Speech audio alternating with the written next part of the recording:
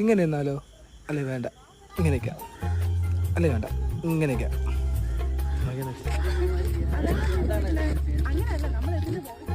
വൈകുന്നേരം പോവാം.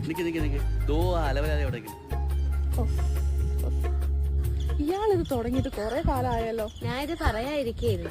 നിനക്ക് കാര്യം മനസ്സിലായില്ലേ? അയാൾക്ക് നിന്റെ അടുത്തും എന്തോ ഒരു ഇഷ്ടമുണ്ട് കേട്ടാ. ഒരു കാര്യം നിങ്ങൾ രണ്ടുപേരും കൂടെ പോയി ചോദിക്കും, എന്നിട്ട് നമുക്ക് തീരുമാനിക്കാം ആരുടെ താണ് പ്രേമം അയാൾക്ക്. ഓക്കെ?